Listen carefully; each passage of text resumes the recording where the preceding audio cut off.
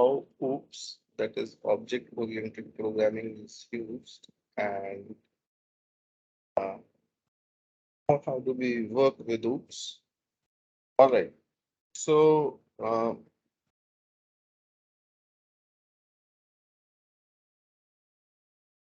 now I'll make a new project, day 2, and we'll actually see how we create objects and how do we use those objects in Selenium and all. Right. So this is the source folder, and under the source folder, I'll make a new class known as country. Okay. So country is a class, and what are the properties of the country? Okay, like you have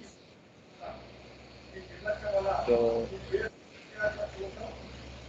just a minute, guys. Right, like you have the name of the country, you have the population of the country. So these are the properties of this country class. Okay, that it has name and population. But this file has got no main method, and we cannot execute this file. Only the files with the main method can be executed. All right. So I'll make a new class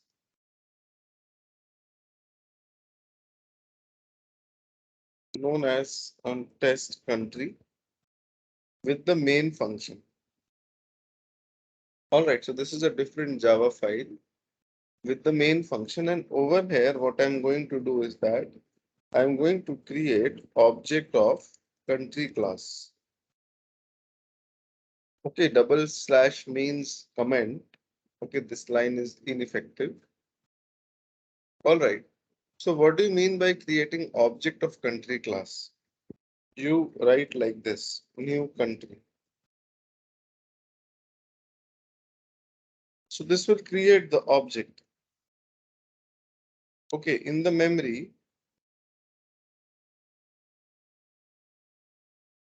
what will happen is that the object of country class will be created.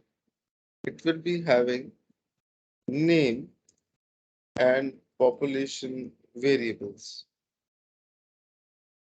I can create, say, 3 objects of country class. So in the memory, you will have 3 objects of the country class created. But these 3 objects, they are, you cannot access them. They are just hanging in the memory. In order to access them, you need to create something known as object reference.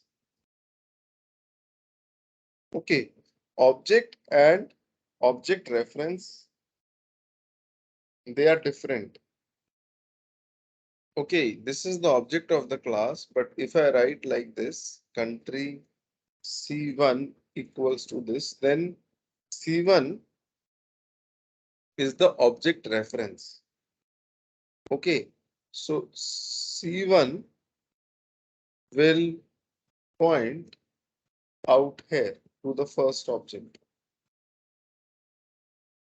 All right, and similarly, you can write country C2 equals to this and country C3 equals to this. Object references, they point towards the objects. Okay, so they help you to manipulate the objects, they help you to change the objects. So we have 3 objects in the memory and 3 object references. Okay, and Guys, just a minute. Somebody from the batch is calling me. Just a minute. Hold on.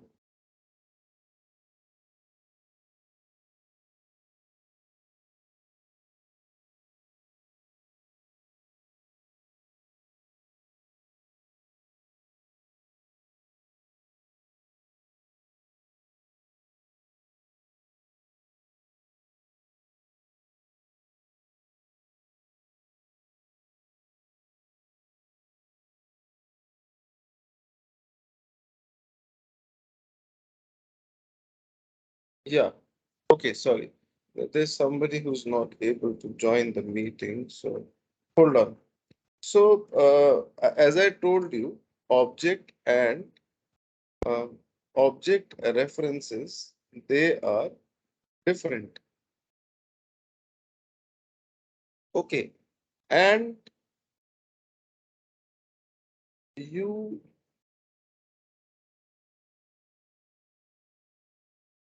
oh guys, just a minute. I don't know why people are not able to join the meeting. They are, yeah. So object and object references, they are different. C1, C2, C3 are object references, and with C1, if you write C1 dot, you can access the properties of the object. Okay, I can give the first country name as India. Okay, C1 dot, see population is, I can give some number. Okay, so this becomes India, the name, and the population. Similarly, I can give some different value to C2.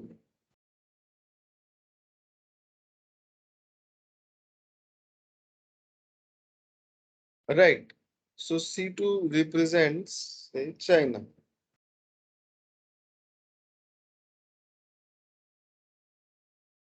And similarly, I can give a different name to C3.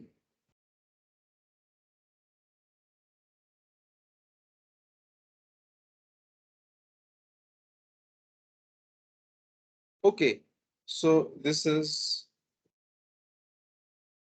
Japan. So C1, C2, C3 are three different object references, and uh, they are pointing towards the objects, right? Okay.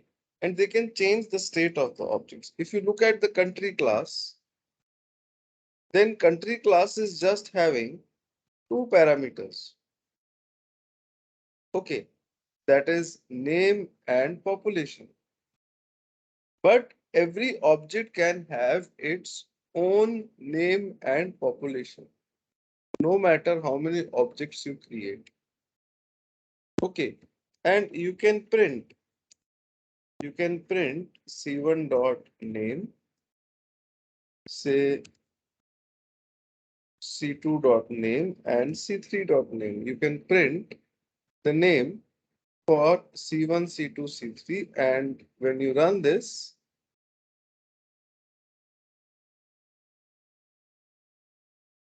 see in console, it will print the names of the three countries. Right. Okay. Now, once you have done this, okay, you need to understand that object and object references are different. I can write like this also. Country C4 equals to null. That means C4 is not pointing anywhere. And on the next line, I can make C4 point towards the object of the country class. Okay, right. Or I can also say, write like this, that is C1 equals to C2. Now, what does this mean? right? C1 and C2 were pointing towards two different objects. And now I have written C1 equals to C2, right? So that means that make C1 point towards the same location as C2. Okay, so in the memory, C1 will be removed from here and C1 will start pointing towards the same location where C2 is pointing. Okay, so if you print the names, okay, if I run this, it prints the names of three countries.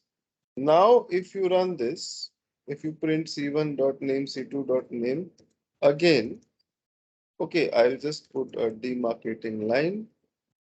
And what will happen is, see for C1 and C2, both it is printing China. So one object can also have multiple object references. Okay, and any reference can change the state of the object. Okay, if I write over here C1 dot name is US. Okay, and I print C1, C2, C3 now. So this is going to print US for C1 and C2 because C1 has changed the country name to USA now. All right. And this is China is gone. All right. So objects and object references, they are dependent on each other. Okay, references obviously point towards the objects, but references can be pointed to some other objects of the same class as well. Okay, right. So if you look at the country class, you can also make a function public void print. Right. So this print function will be the part of every object. Every object will have this print function. And inside it, I can print the name and some string like this plus population. This is a concatenation operator. It joins a string with the variable in Java plus. And if I call this print function, I write over here C1.print, C2.print, and C3.print. And when I run this prints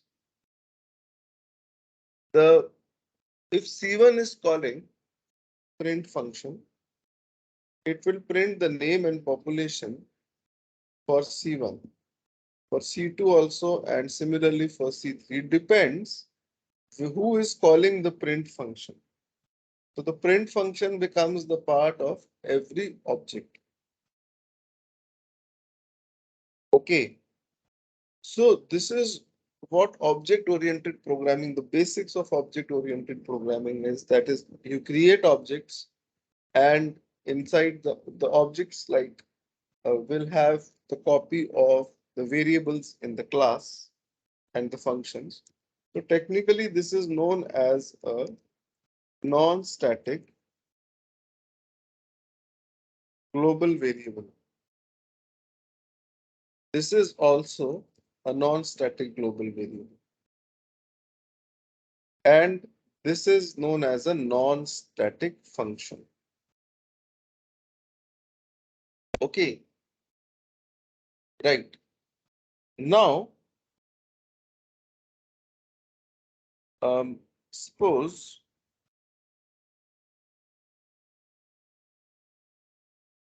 I have uh, a variable known as int number of prime ministers.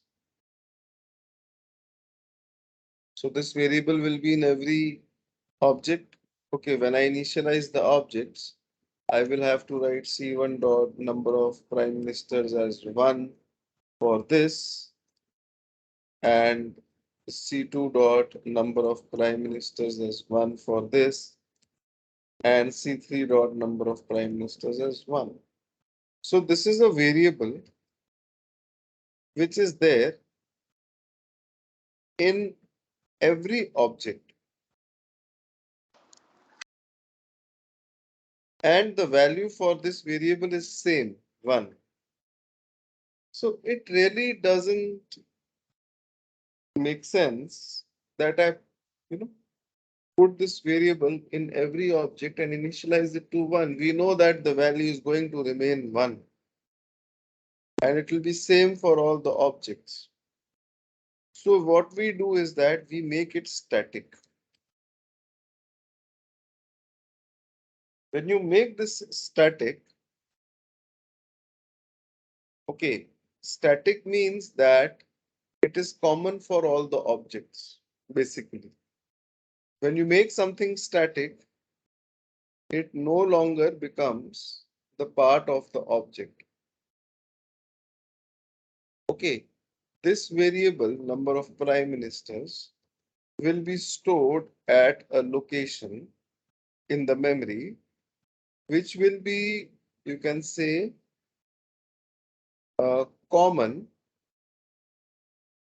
for all the objects. This location would be common for all the objects, number of prime ministers.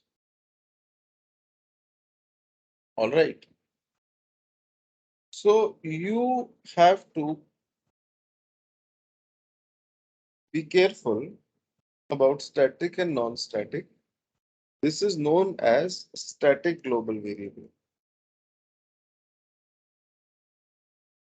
Static is not the part of the object. See, I get yellow warning signs over here when I'm trying to access number of prime ministers with C1, C2, C3. Okay, should be accessed in a static way. Basically, it is telling you that this is not the part of the object. Don't try to access it with the object. Static members of the class can be accessed directly with the class name. I can write country dot and I will be accessing the variable number of prime ministers. So if I make this 1, the value of this variable becomes 1 and it is same for all the objects. So static members of the class, they can be directly accessed with the class name.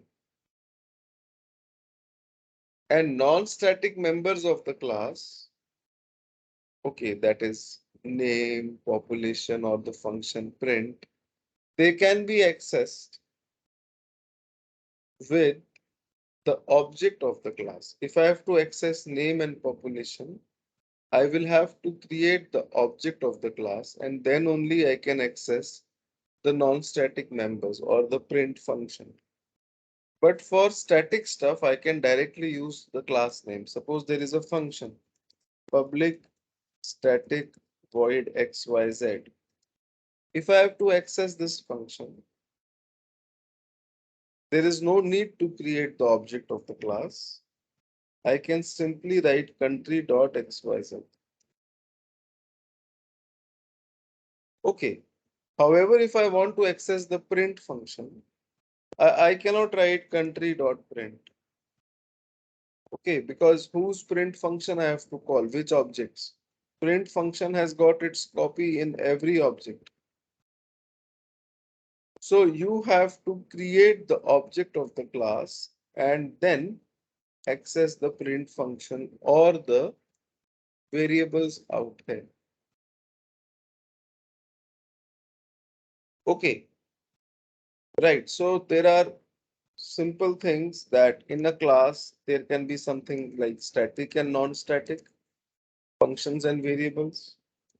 Okay, the static stuff in the class can be accessed with the class name, and the non-static stuff in the class, it can be accessed with the object of the class. Okay, so pretty simple. And the fourth and the last rule of objects is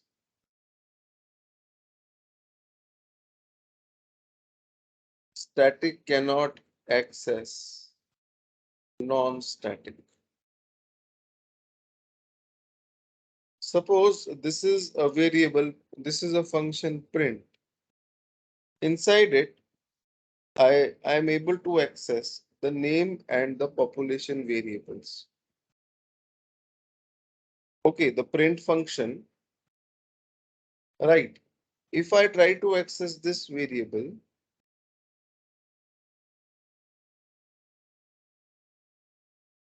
I can access it, number of prime ministers. Because number of prime ministers, this variable is lying somewhere in the memory, which is common for all the objects. From the print function, I can access this variable because this is common for the object. Okay,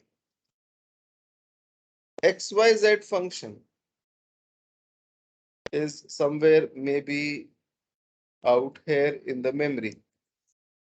It is static, so it's obviously at some common location in the memory. Inside XYZ, if I try to write name equals to A, I will get an error. Whose name? Which object's name is A? I am not specifying. Okay, so static functions, they cannot access the non-static variables. Non-static variables can only be accessed in the non-static functions, not in the static functions. Basically, non-static function can have access to both static and non-static all the variables. But in XYZ, if I write this line, I will get error on name and population. I can access the static stuff, that is possible. I can access number of variables, but I cannot access name and population. I will get an error. Okay, so basically static functions have only access to static variables and non-static functions can access anything. When I give you exercises on this in 3-4 days, things will be more clear to you. Okay, right. So this is how stuff works for static, non-static, and object creation. Okay, now yesterday I gave you some. Ashish, Yeah, sorry to interrupt. So it was my long doubt, long day's doubt. So public I cannot static, hear you. Your voice is very low. is it audible?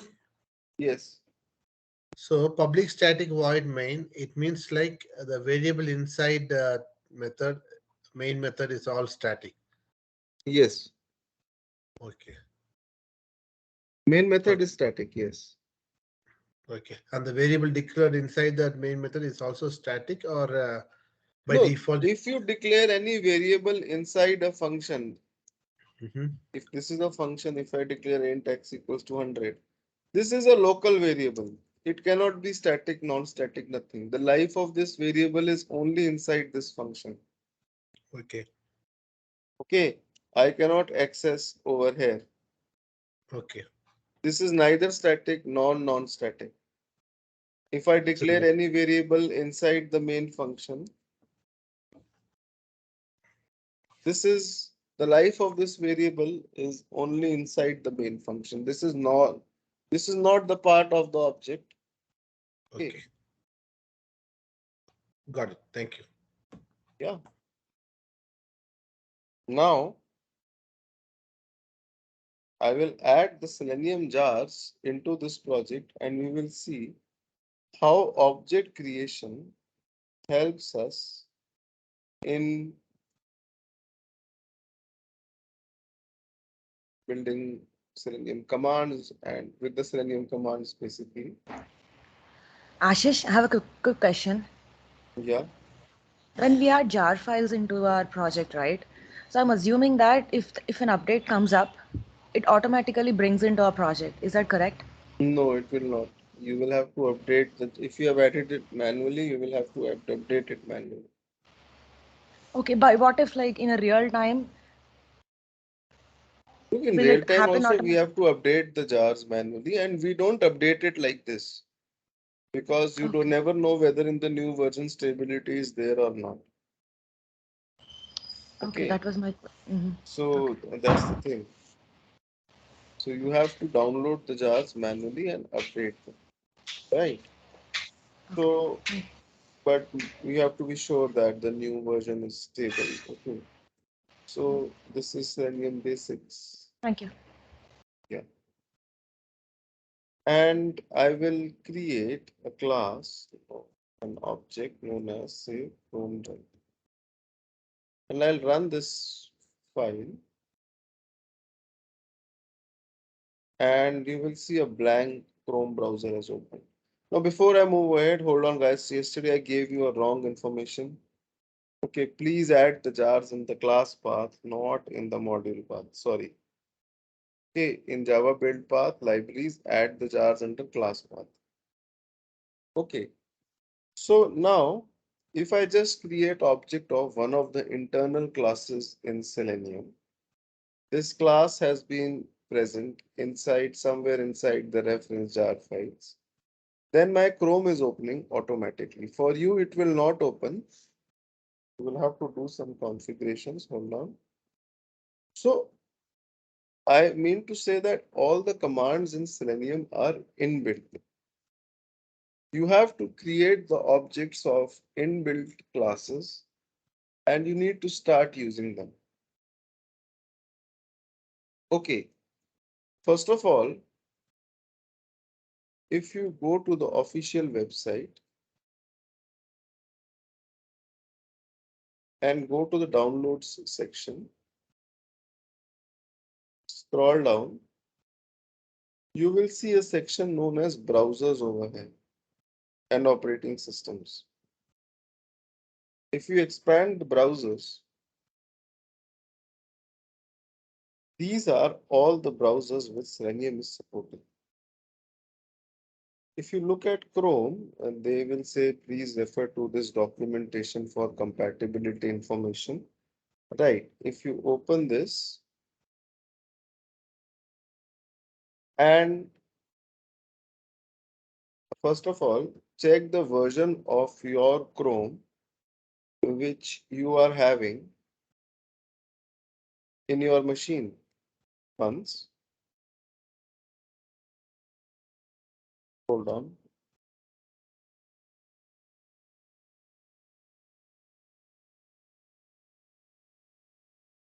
If you go to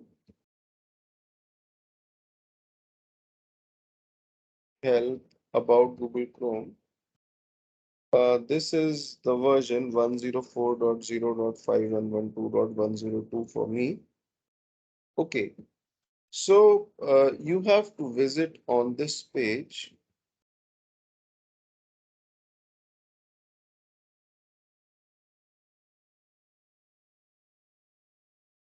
and you just check this all versions. You click on this downloads link.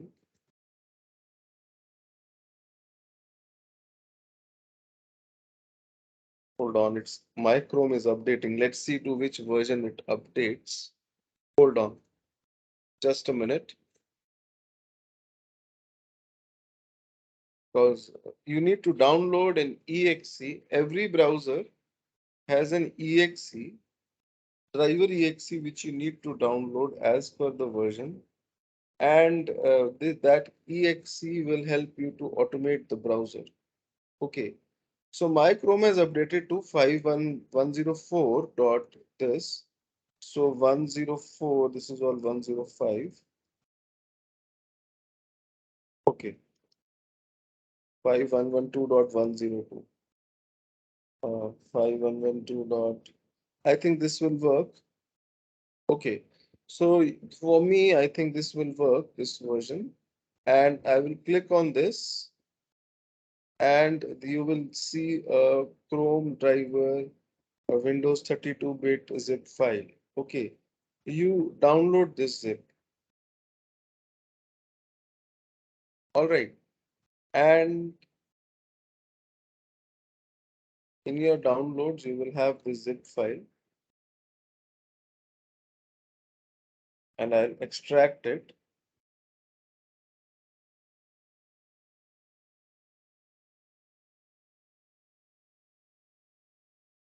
Hold on.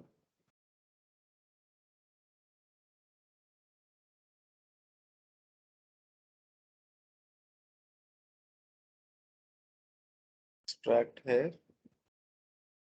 So you get Chrome driver.exe. Don't run this file. You will not get anything by running this file. You need to write this line over here. System dot set property. You need to set a system property.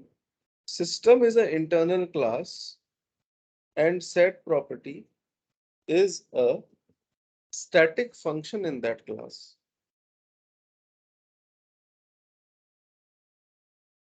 Okay. And you need to set a system property that is webdriver.chrome.driver. Everything in small caps. Java is a case sensitive language. At times people keep W capital, so it gives issues. Okay. So you need to write webdriver.chrome.driver and give the path of driver exe file, chrome driver.exe. All right. In Java, you need to give double slash over here, or you can take the other slash, this one. You want to use single, right? And you create the object of Chrome driver and assign it an object reference as well, CD.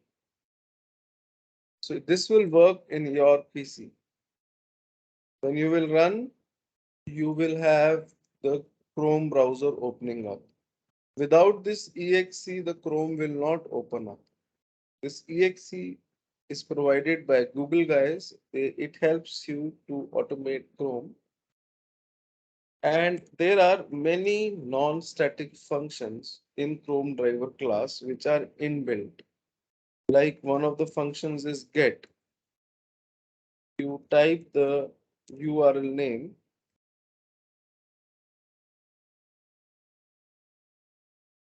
and this will go to the URL.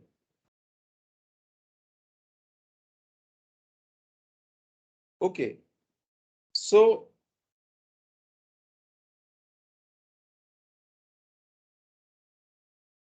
this is what Chrome driver is. And similarly, I'll comment this. You have other drivers, you have other browsers, like you have got Firefox driver. Firefox driver is automate Firefox as the name suggests. But for Firefox driver as well, you will have to download an exe. You go to the documentation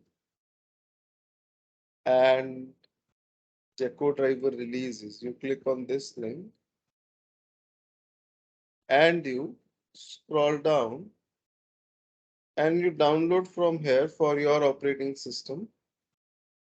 Okay, this is mine and Gecko driver Windows 64.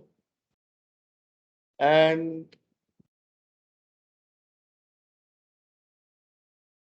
I'll place it at the same location, extract it, and you need to write this line for Firefox, that is system dot set property webdriver dot firefox dot driver, and you need to give the path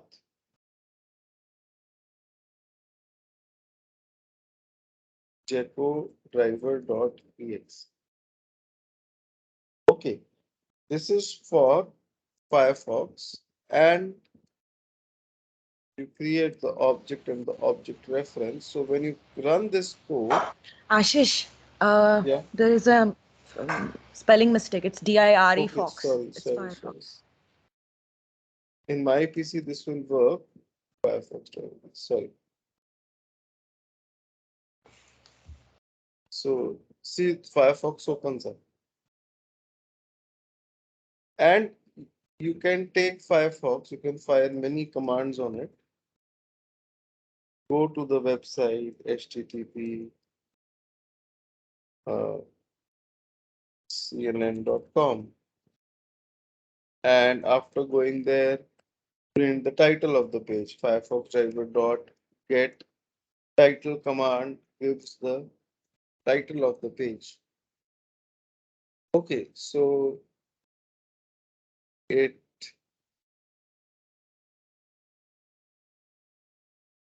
goes over here, right? And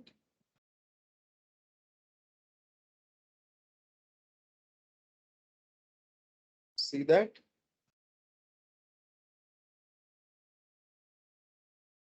Okay. Now,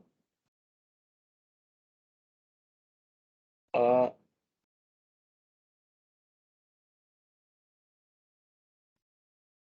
there are a few things which you need to take care of. Sometimes Chrome, it updates automatically to a new version, and the code stops working. The browser never launches and you get some session error or something. So in case you get that, please get the exe for Chrome for the latest version and put it out in your PC. For Firefox, also at times Firefox updates. Okay, in Firefox you can turn off the updates. This is the best thing. You can go to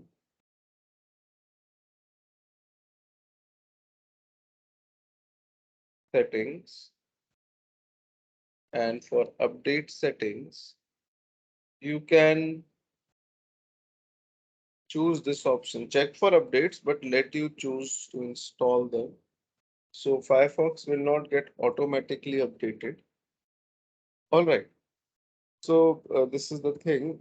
If this thing suddenly stops working one day and you feel that yesterday the browser was launching, today it's not launching, that means your browser has updated and you need to update the exe.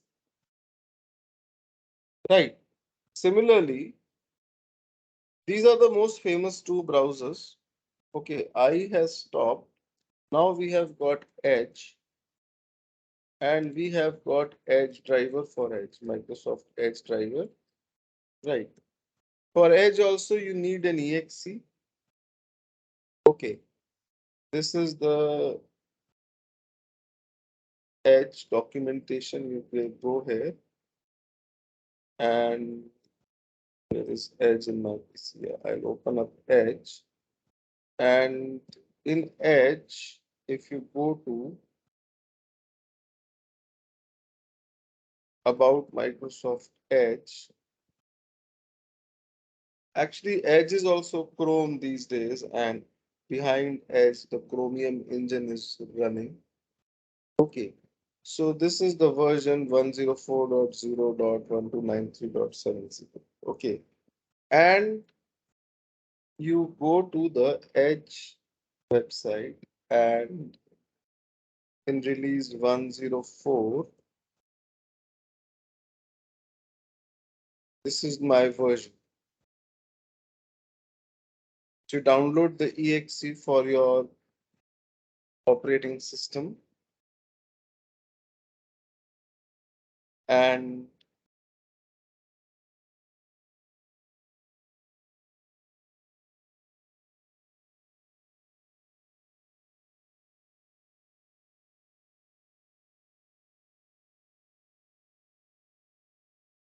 you will get MSC Edge driver, okay, MS Edge driver, and you need to give the command system dot set property webdriver dot edge dot driver, and to the path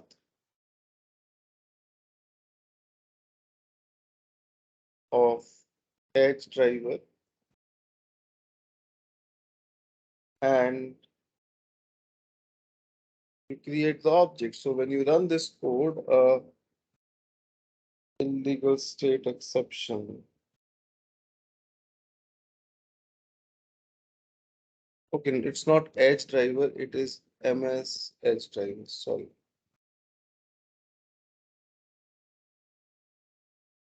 And this is going to open up Edge, right?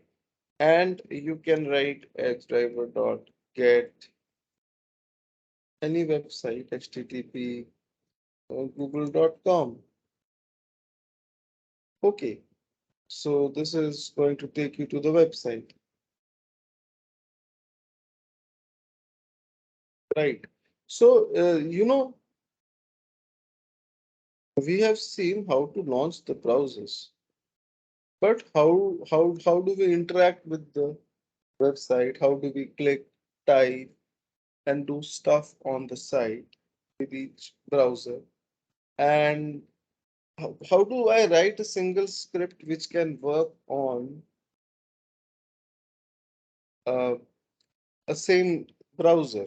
Okay, or different browsers. How do I write a single script which will work on Chrome as well as Firefox as well as Edge? So how do we do that? Okay, this is just about object creation, which I taught you.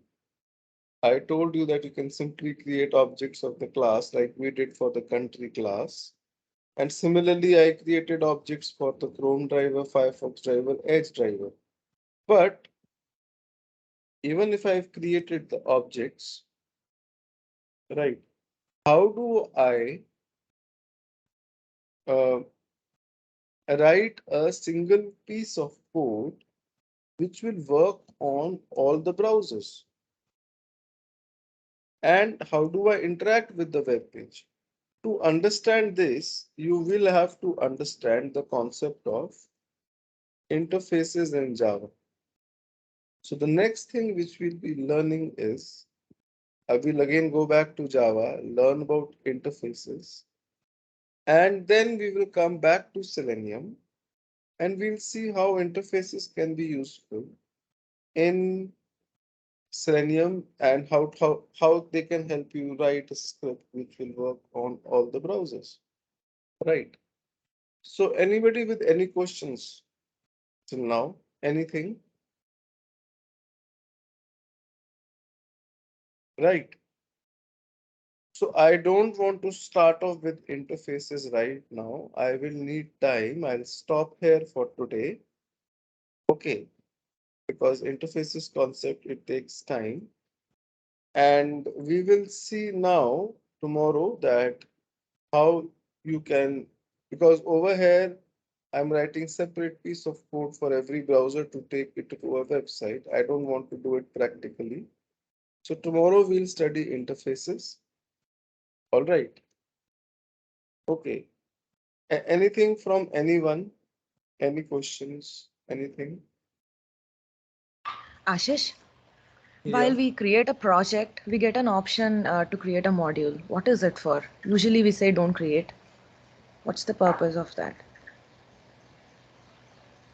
I could not hear you properly. Can you repeat? When we create a new project, can you hear me Yeah. now?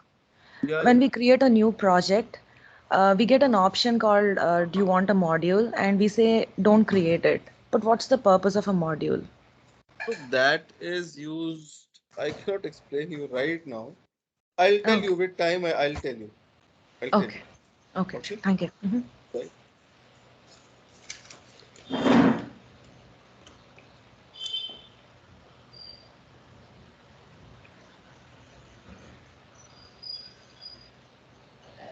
All right. Fine. So we meet tomorrow. I'll mail you the invite and the meeting link as well.